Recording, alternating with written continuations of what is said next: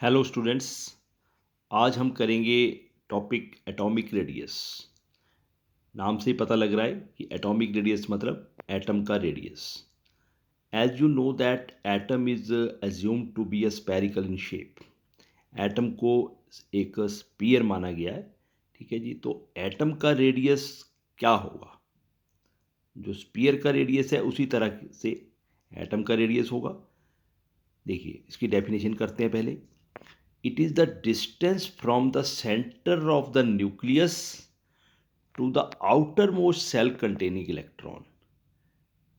Center of nucleus to the outermost cell containing electron. अब आपको पता ही है कि एटम में सेंटर में न्यूक्लियस होता है, वहाँ से आउटर मोस्ट सेल का डिस्टेंस। देखिए, एक समझाता हूँ मैं। जैसे ये आपके पास लिथियम, सोडियम और पोटासियम के एटम दिए गए हैं। तो ये न्यूक्लियस है यहाँ लिथियम के केस में। उसके दो शेल हैं, फर्स्ट शेल सेकंड शेल। तो यहाँ से लेके यहाँ तक का डिस्टेंस। सोडियम के में 3 शेल हैं, 1 2 3। तो यहाँ से लेके यहाँ तक का डिस्टेंस। वैसे ही पोटासियम में 4 शेल हैं। तो यहाँ से लेके यहाँ तक का distance, that is the atomic radius. ठीक है जी। न्यूक्लियस से आउटर मोस्ट सेल का डिस्टेंस ये। ठीक है जी। ये लिथियम का एटम छोटा है, सोडियम का उससे बड़ा और पोटासियम का उससे बड़ा है। अब आ जाते हैं कि जो एटॉमिक रेडियाई है वो अलोंग द पीरियड और डाउन द ग्रुप उसकी वेरिएशन किस तरह से है। पहले हम करेंगे डाउन द ग्रुप।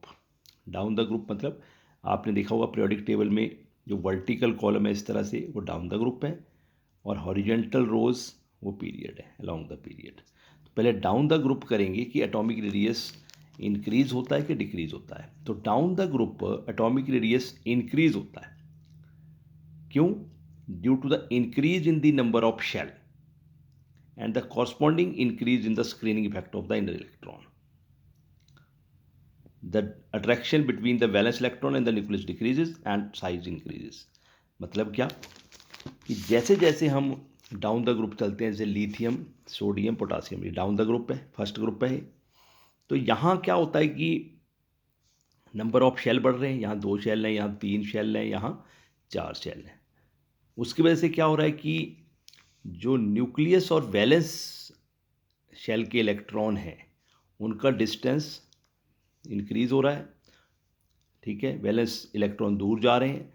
उससे न्यूक्लियस और वैलेंस सेल की अट्रैक्शन जो है वो कम होगी। इसमें अट्रैक्शन ज़्यादा है, इसमें अट्रैक्शन उससे कम हो जाएगी, इसमें उससे कम हो जाएगी। और अट्रैक्शन कम हो गई अंदर की तरफ को तो साइज इंक्रीज करेगा। एक तो नंबर ऑफ शेल बढ़ रहे हैं, और दूसरा क्या है कि स्क्रीनिंग इफेक्ट। स्क्रीनिंग इफेक्ट भी साइज को इंक्रीज करता है यदि ज़्यादा होगा।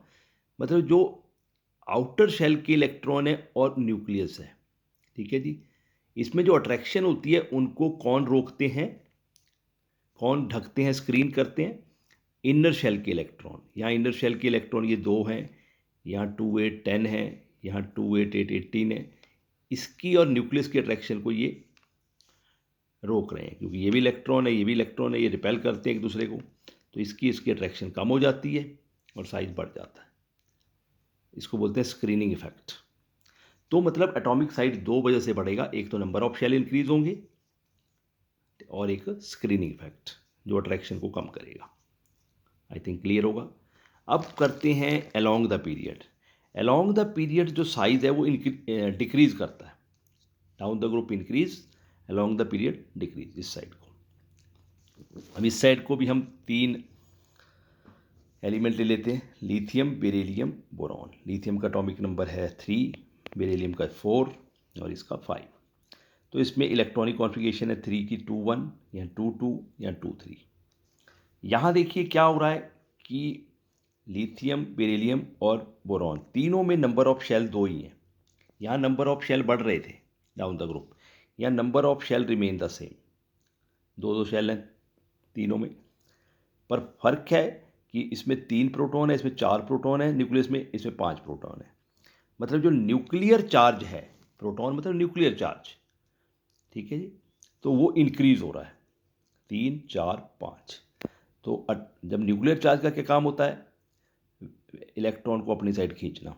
तो यहाँ जो 5 न्यूक्लियर चार्ज है उसकी अट्रैक्शन ज़्यादा होगी, तो साइज डिक्रीज कर जाएगा। क्लियर है? तो हमने किया कि down the group size increase करता है और अलोंग द पीरियड डिक्रीज करता है। ठीक है जी, थैंक्स।